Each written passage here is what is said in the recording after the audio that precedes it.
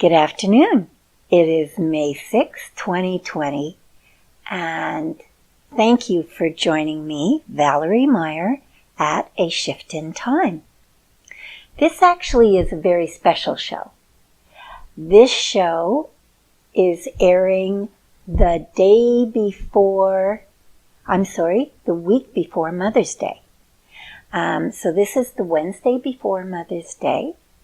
So today's focus is going to be on sisters, aunts, friends that are women friends, and mothers.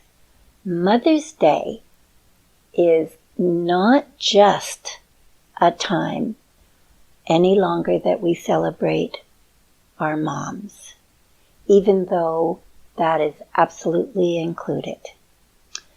With the way families have changed and caregiving has changed over the years, it's really a celebration of who is one of or the main caregiver that was such an influence in your life.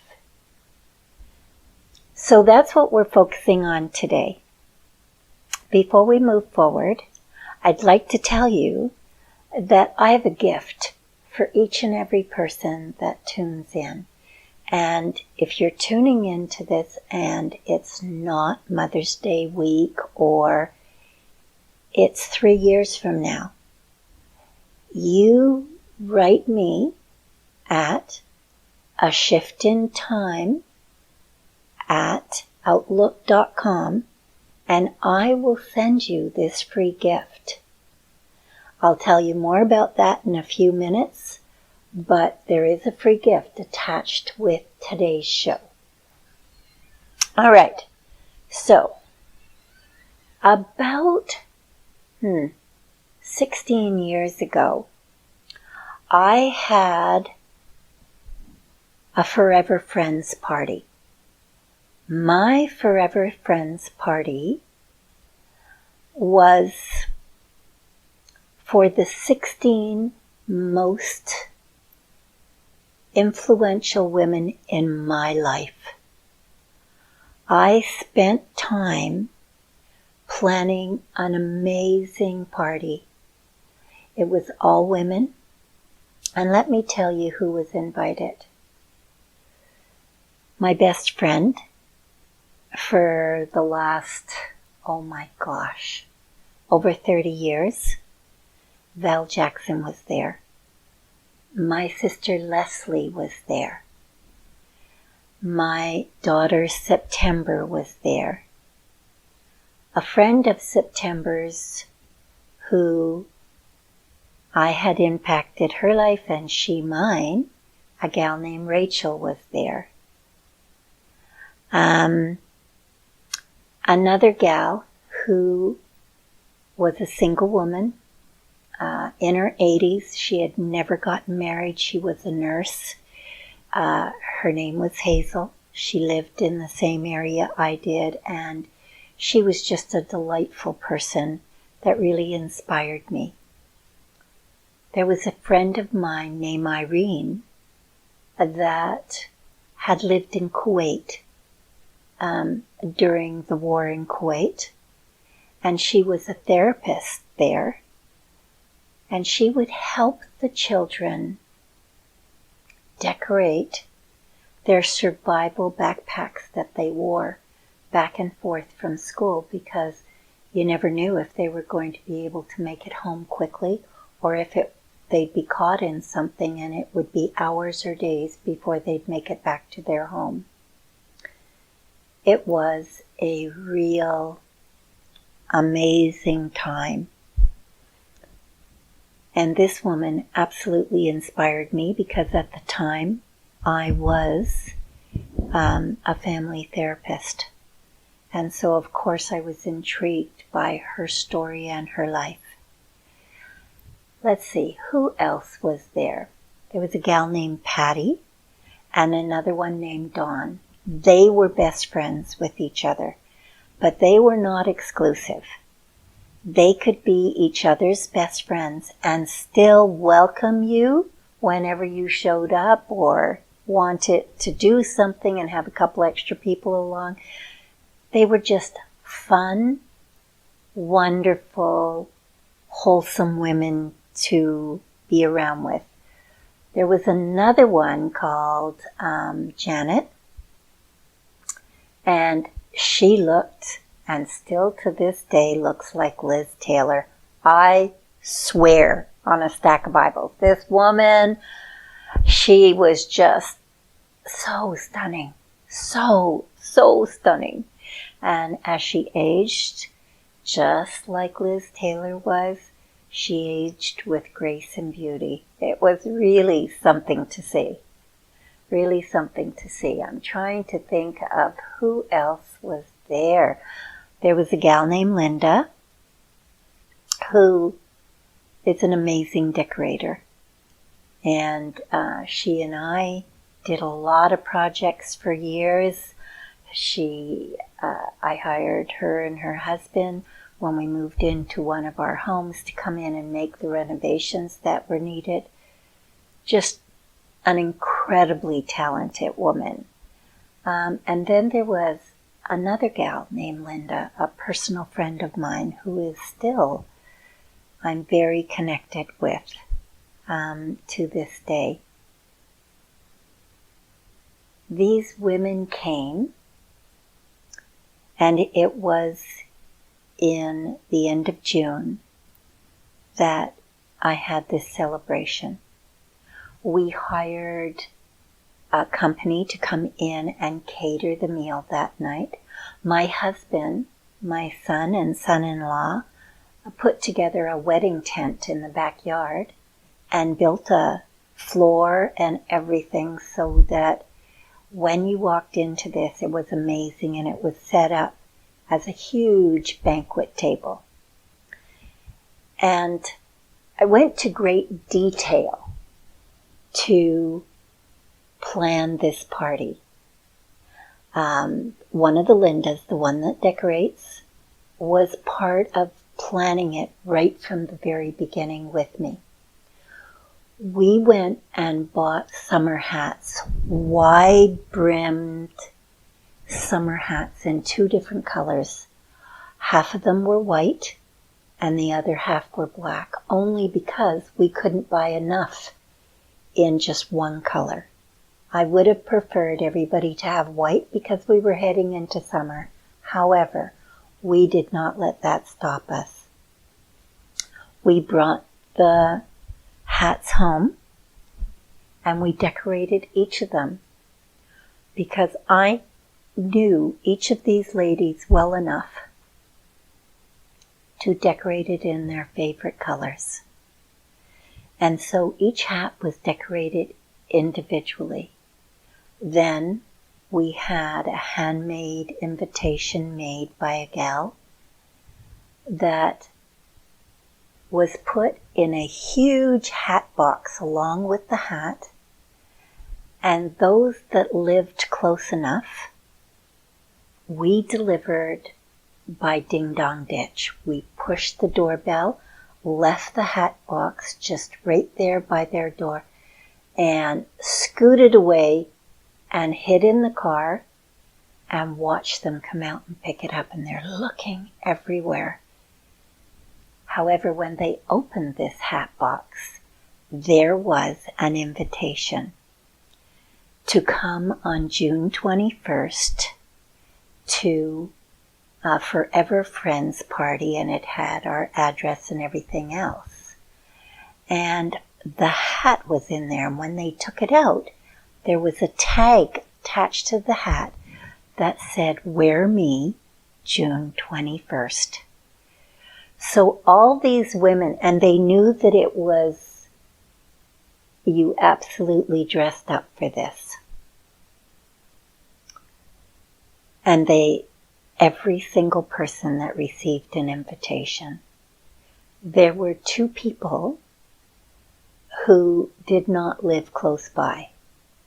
And when those people, we had them couriered, the hat boxes to them, when they opened up their invitations, it was incredible because inside was an airplane ticket for each of them to come. So this was something in the planning for months.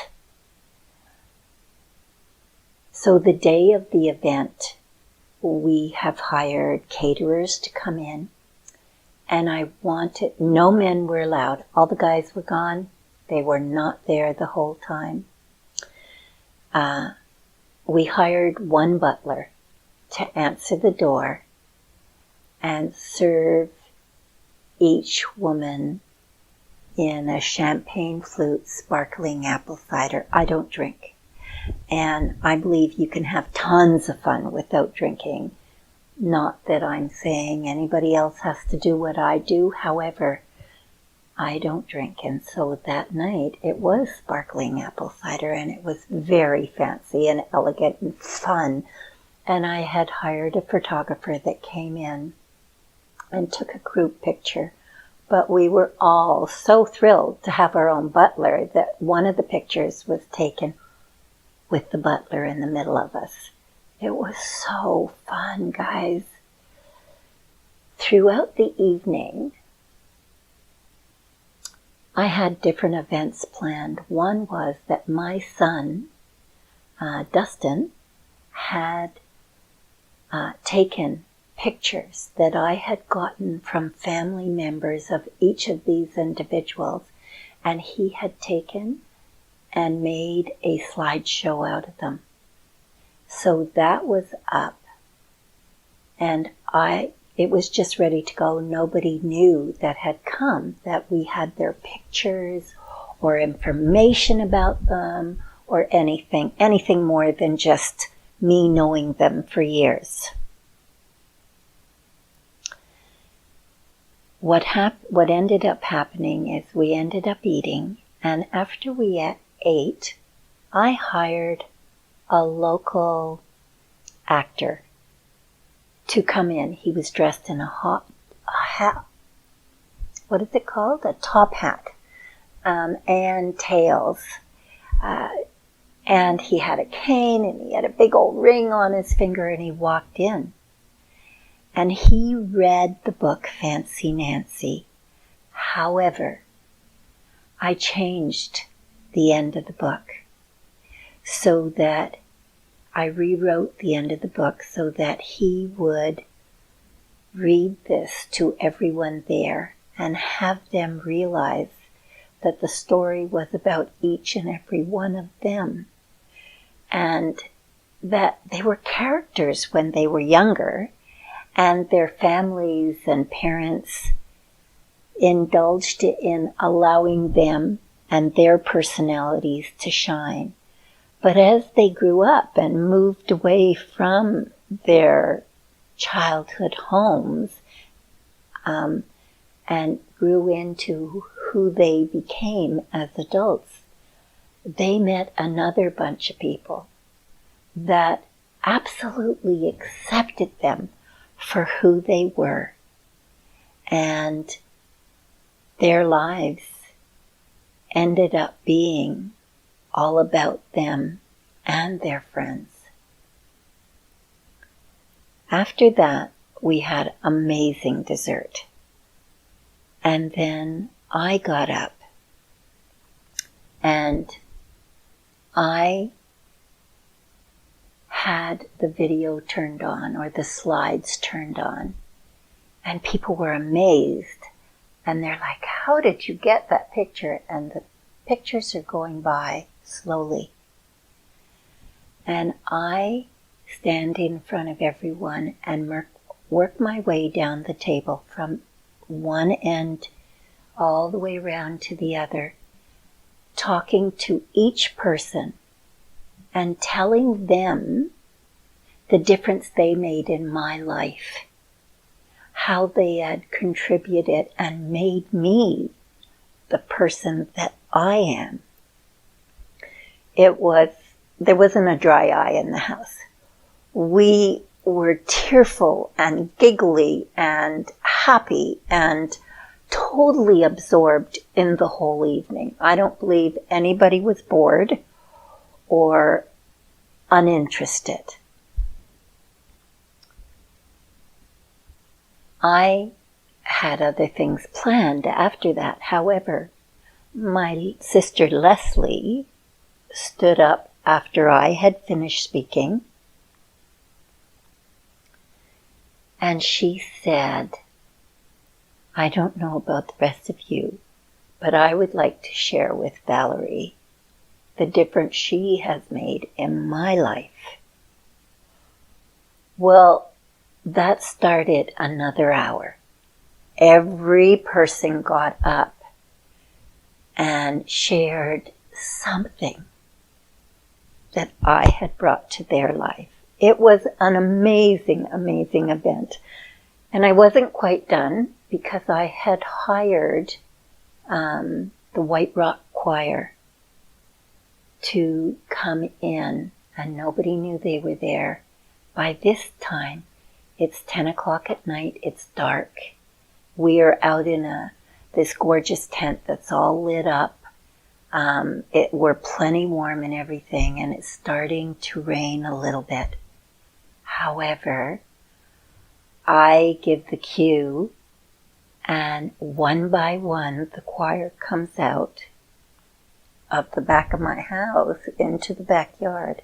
And we have the doors of the tent completely open because we're well protected inside. It was just lovely to see the garden in bloom in June.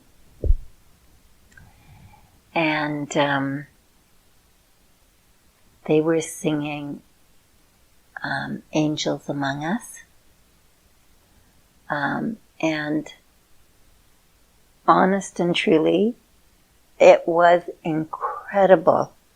They sang beautifully. Everybody was kind of hugging each other, and we're all got thumbs up, and we're all having a fabulous time. Once that part's over, all of us got up and thanked the choir, and eventually, within about 10 or 15 minutes, we were back to just us, and I turned to everybody and said, thank you so much for coming. You have made one of my dreams come true by coming. And I said, be sure to not leave before I give you a little gift. So at the front door, I positioned myself, and as everybody was collecting their things and getting ready, and sometimes one was leaving on her own, other times a couple had come together in a vehicle, so they were leaving together. But I had prepared ahead of time a gift for each of them. But you need to know that this event was financially an extravagant that I don't do on a daily, yearly, decade adventure. I don't. It was something very, very special. And I was incredibly grateful to do it. My daughter-in-law, that was going to become my daughter-in-law, was there. Another friend at the time from White Rock was there. Just everybody that was very, very important to me. So as people were leaving, I handed them a brown paper bag, a lunch bag, okay, that was folded, and it had a staple and a ribbon on it, and it was my gift to them. What they found inside when they got home was everything to make my favorite 5-minute soup, with the recipe and a note saying that this was the warmest hug I could send home with them. And it was a chicken noodle soup recipe that truly it's Asian in flavor. And it's a noodle, oh my gosh, it's so good. And to this day, it stays as one of my family's very, very favorite soup.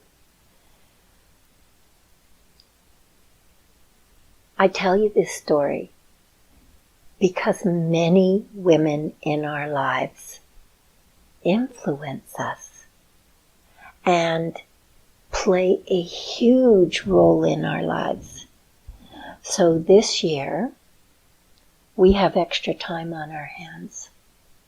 We're not running around like crazy and barely remembering to do the most important things.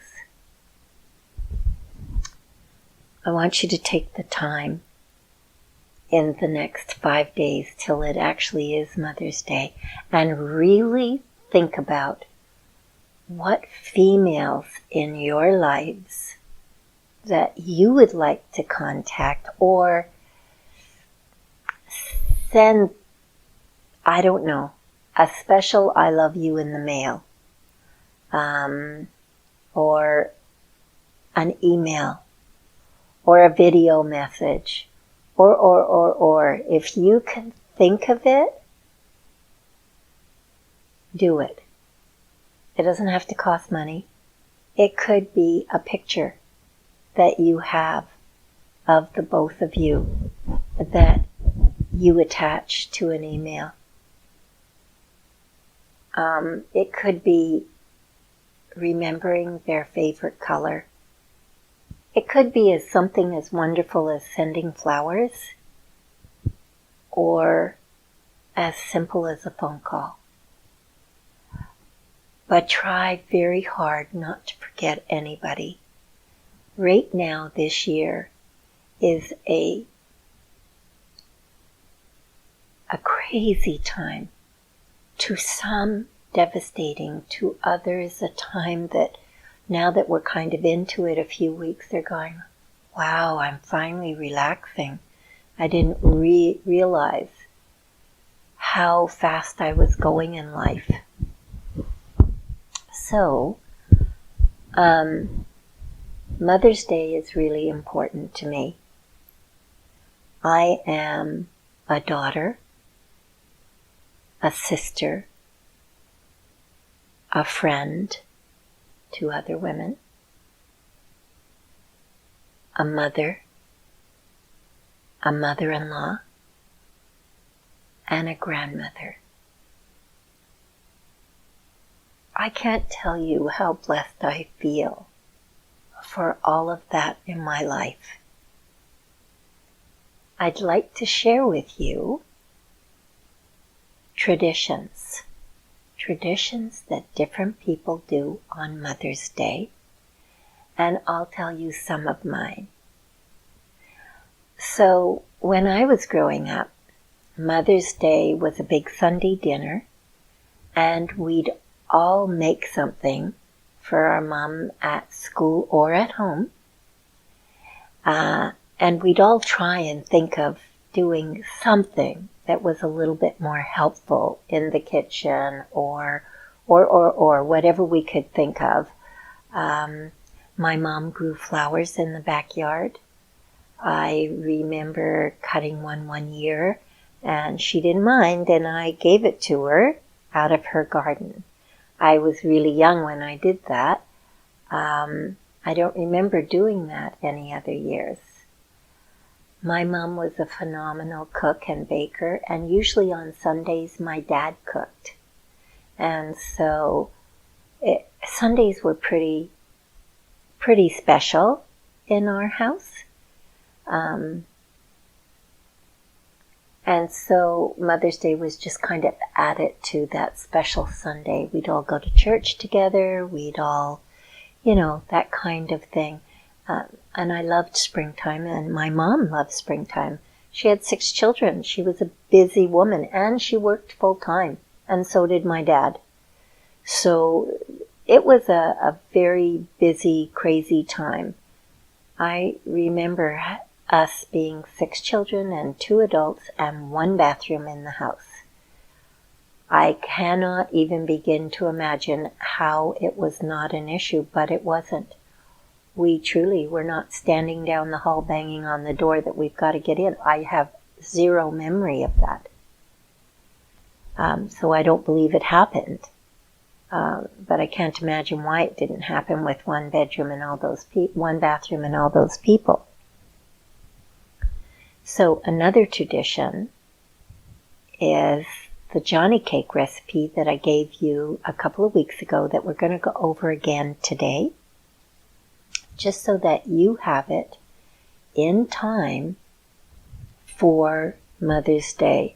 And please give it to one of your kids, or you make it yourself, or get your husband to make it. It is virtually foolproof. My sons can make it. My daughter can make it. My brothers and sisters all can make it.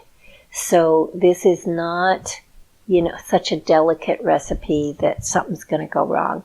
You mix it together, you put it in the oven, and you pull it out and eat it while it's hot. So that's definitely it. One of the traditions that I started with my children is I would tell them stories about when they were born.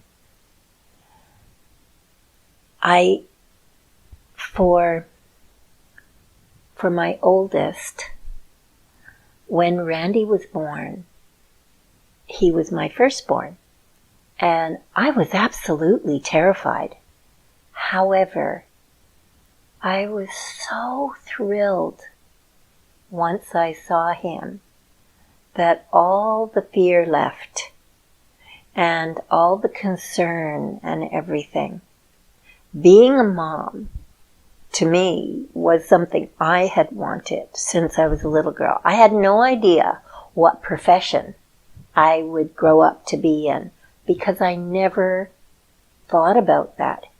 Even once I had graduated from high school, I had no idea what occupation I would go into. I was good at taking care of children.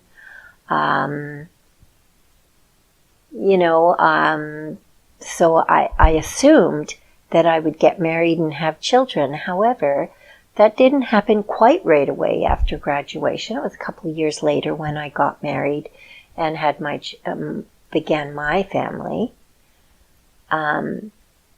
September, I had no idea she was a girl.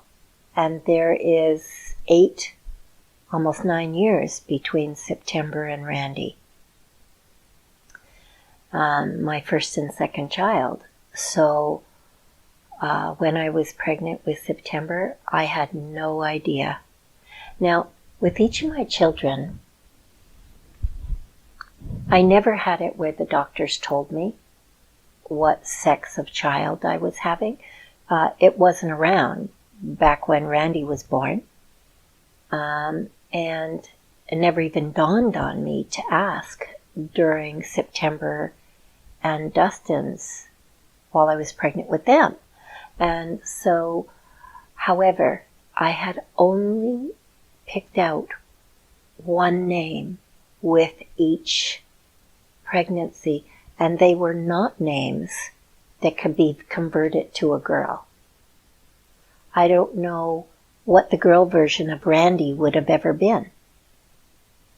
I have no idea what the boy's version of September would have ever been. And the girl's version of Dustin, I have no idea what those would have been. And those are the 3 names that I picked out, and I picked them out during my pregnancy. So innately, there was something inside me that told me or made me feel comfortable that I was having a certain sex child. However, I didn't believe it enough to go out and go shopping and buy everything in blue or everything in pink or anything like that at all. I bought neutral colors and just a few things that I needed, maybe for the first week that the baby was home, and felt that I could go out and purchase other things as the days went on. So I always tell September the story when she was born. I was so excited to have a little girl. As excited as I was when Randy was born and having a boy, I had many sisters, I had 2 brothers, and I really wanted a boy when Randy was born. However, once you've had your boy, then you know, it's time to have your girl. And so that's how I was with September. And I was over the moon. And I told her that I was so over the moon and aware, because your first baby, you're not aware. I refused to let her go. She was born at 2:36 in the middle of the night. And I knew that if I fell asleep, they would take her out of my arms. So I did not fall asleep until probably 8 o'clock the next night. At around 8 o'clock in the morning, they came and took her for about 5 or 6 minutes, just long enough, I guess, to run a couple of tests, get a blood test, whatever they needed to do. She was right back in my arms again. I have always wanted and loved from the bottom of my heart being a mom. Dustin was my surprise. September, by the time Dustin was born, September was 1 year, 10 days old. So pregnancy takes 9 months. Do the math. I was pregnant a few months after I had delivered September, and I had no idea. As a matter of fact, that summer that September had been born, she had been born in March, and I believe it was July, August, we decided to travel home I was living in Southern California, and we drove back to the Okanagan in Canada and British Columbia to show off our new baby, visit with my family since I had gotten married and moved. And I was so car sick. I had never done great traveling, but I was car sick, unbelievable. And I just ignored it and pushed through for everybody's sake. And it was a long drive. It was 3 days that it took us to get there. However, we did it. When I came back was when I realized I was pregnant and had been pregnant. And I was having all-day sickness in the beginning. Now, Dustin was my surprise, but the biggest delight of my life. He and September were close enough in age that they grew up together. Dustin being a boy and September being a girl, didn't take him long before he caught up in size and passed her until, oh my gosh, probably around 6 or 7, she passed him again, and then in teenagehood he sure passed her in height, and it's with no looking back. He's the tallest of all my children and stuff. So my kids have enjoyed hearing those stories. And my daughter has lived her life knowing that she wanted to be married and be a wife and a mom. She had other aspirations because that comes with the era that she grew up in. And her fulfillment of being a mom absolutely happened, and being married. September's dreams have come true of what she really wanted. On Mother's Day, another tradition, when we were together as a family, and my daughter-in-law was here, and September was living in the area, I would give each of them a rose for Mother's Day. And now that I have granddaughters, It won't happen this year, but maybe next year. I would love to give them each a white rose on Mother's Day, preparing them for the future of whatever role they're going to fill, whether it's a mother, an aunt, an amazing sister, a friend of another woman, because all those roles support us. All those roles around us and role models around us are what help create us for who we are. I am sure you've had your own traditions, whatever they might be. And if your mum was not the one that played a big role in your life, who was it? My mum played a big role, but she worked full time. So the other person who played a big role was my oldest sister, Leslie. She was the responsible one for all of us. And I can remember Mum having to work on a Saturday and Leslie getting us all organized and getting us to do all of our chores and just moving forward.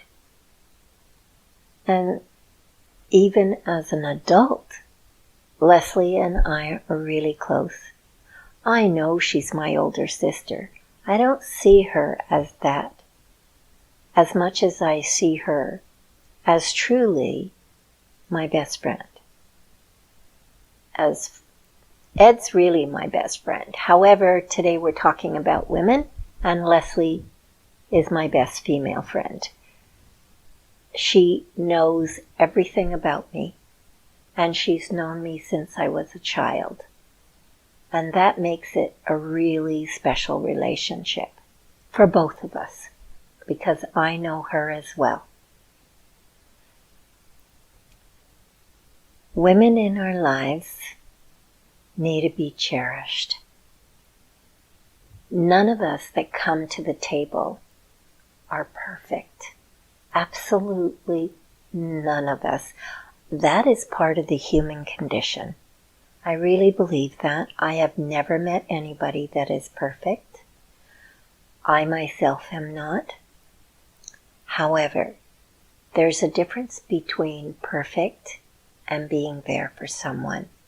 And you'll be surprised how far that takes you. If you have a reputation that people can count on you, and even just to be a listening ear during troubled times or happy times. I can't tell you how often I will call with really good news. And Leslie will call me, or Val Jackson will call me, or I'll be talking to the other Linda, who is still very involved in my life, because she's actually moved closer to where I live, and stuff, that we share good times.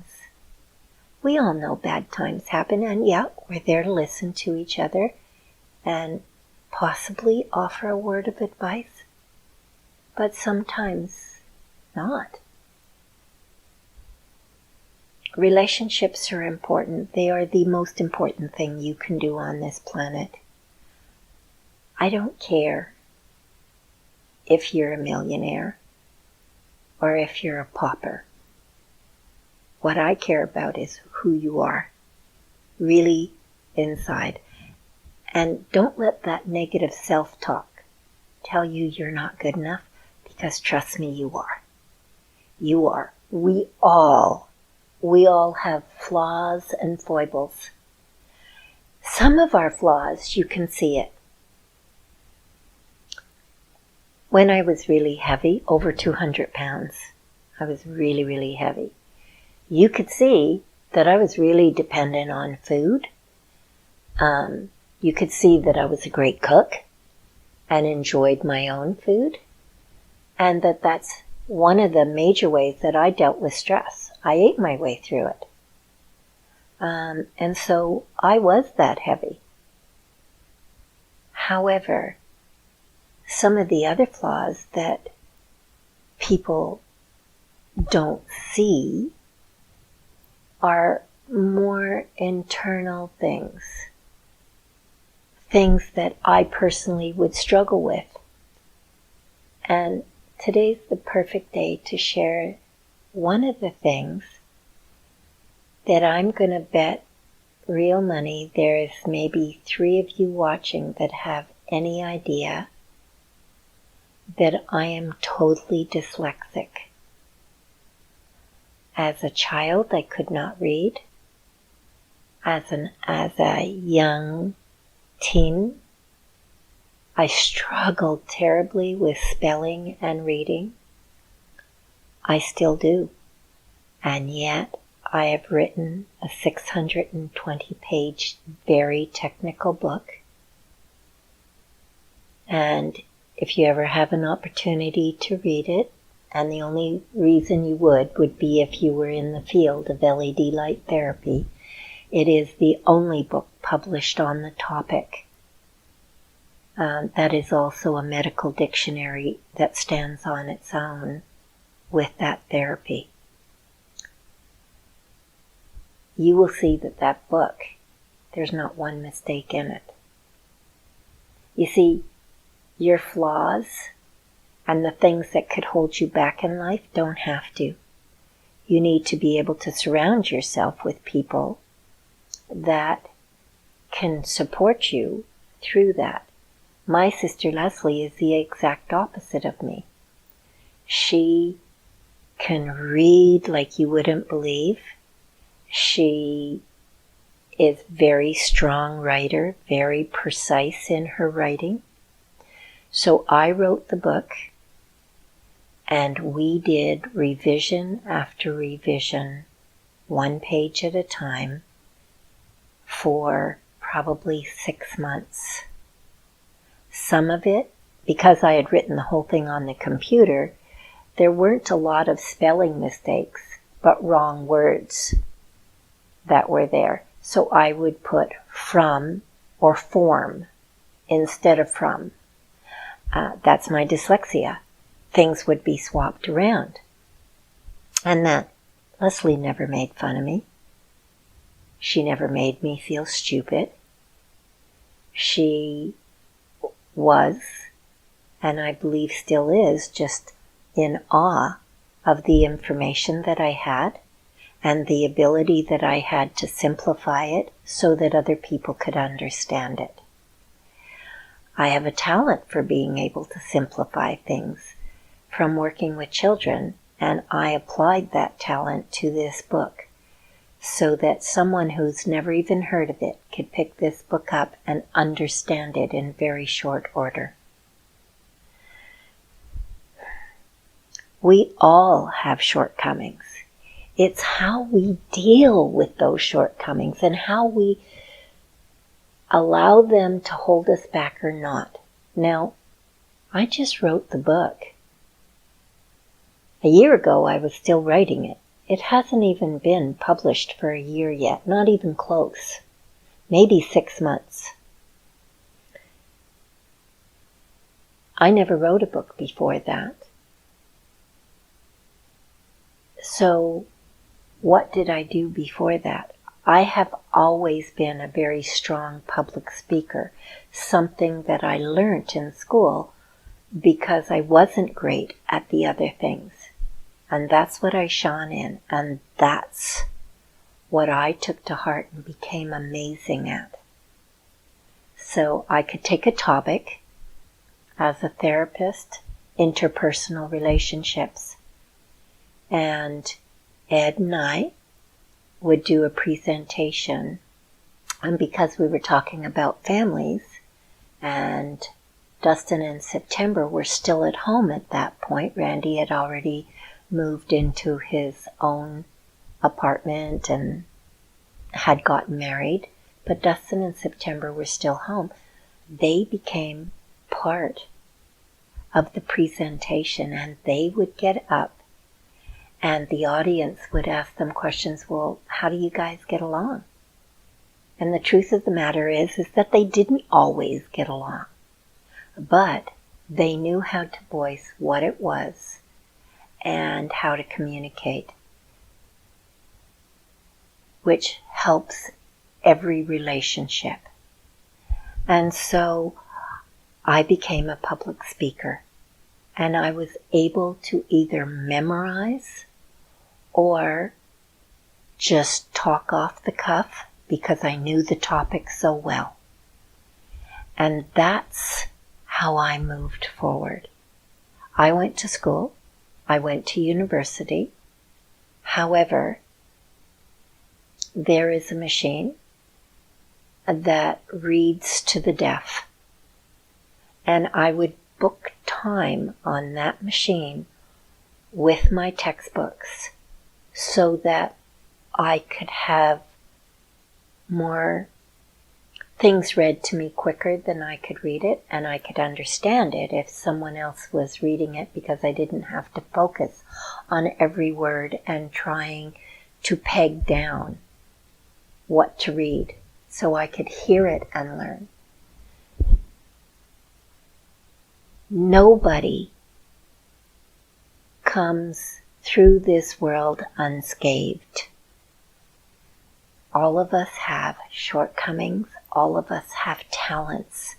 The difference is you focus on the talents. Think of your best female friend.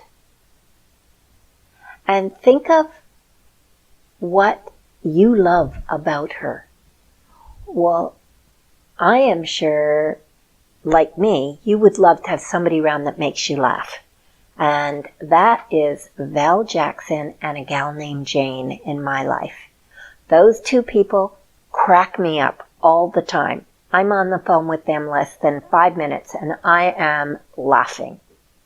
I get an email from them, especially Jane. She's a writer. She sends an email and I'm giggling already. So now think about your best friend and think of one of their shortcomings. I can think of what a shortcoming is, and it doesn't matter to me in my relationship with that person, because I'm not looking for somebody that's perfect. As a matter of fact, I don't want somebody that's perfect, because that would not make me feel good about myself. I'm looking for a regular human being who has their feet on the ground and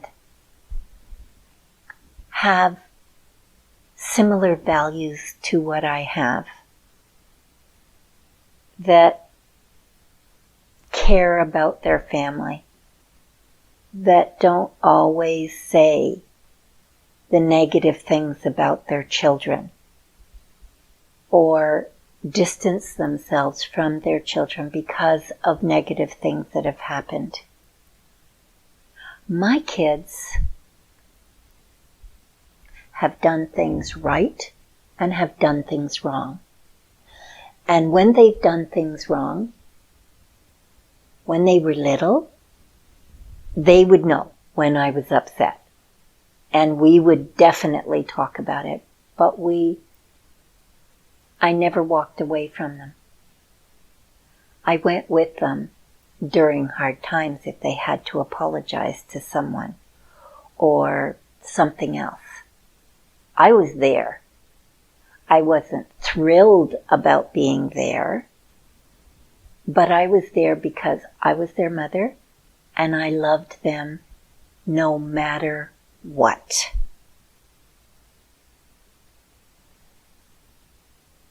And then there's the times that you're there because you're their mother and you're really proud of what they've done. Every single one of us. I don't care how much you love your children. Your kids do right and wrong things. And you keep trying to be the example and to be the calm voice in the room and the adult in the room, but otherwise you accept them and you do not deny them. So I'm drawn to people that love their family and can show it. And don't let their own hang-ups from their childhoods hold them back. Because we all have them. I have hang-ups from mine. I'm a middle child. I'm, the invisible child, even though I really didn't feel invisible. But I did tell people for a while that I was adopted when I was growing up. I was young. I was probably, 7 or 8. But I remember thinking that I was adopted. And I convinced myself that I didn't look like any of them. And I do. Not so much anymore. Now that we're older, we all have taken on a bit of a different look. But honest and truly, I was a middle child. I hope I've never made any of my children feel that they are middle children and invisible. If they have a talent, I celebrate it. If they have a problem, while they were young, I help solve it. As an adult, I keep my mouth shut as much as possible. And I'm not perfect, but as much as possible to allow them to make the choices in their life. Because God knows I made mistakes in my adult life. Being a mom is such a difficult role. When they're little, totally dependent. As they grow up, not so dependent. They can dress themselves. They can even fix themselves something to eat. But you're still there as the guiding influence.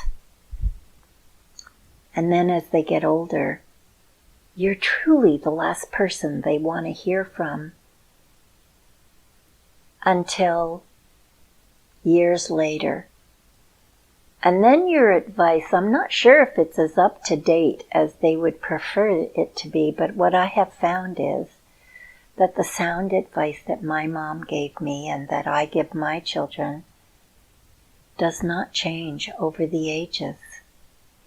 If it was a good thing to be kind and say a kind word, it still is a good thing to be kind and say a good word. If it was a good thing to treat someone as you would like to be treated, it still is a good thing to do that. If it was a good thing to not steal that nickel or dime when you were little, it's still a good thing not to steal that $100 or $1,000 thing that you could possibly get away with. Values are values. Eras change. Mums and caregiving role models, grandmas, sisters, aunts, friends, girlfriends, are all who we are. Be proud and stand tall. And don't listen to those voices in your head that tell you, oh, I'm not good enough to be able to do that. You absolutely are. I refuse to believe that I am not good enough to do just about anything. And that came into my life when I married Ed. Ed always believed in me and always will believe in me. And that has given me wings to fly. That, plus the friendships that I have, plus the children that I have and the grandchildren, and the support that I have around me. There's very little things that I think I can't do if I put my mind to it or if it's a choice that I want to do it. I really believe that. And I believe it for you. So, I promised you a gift at the end of all of this.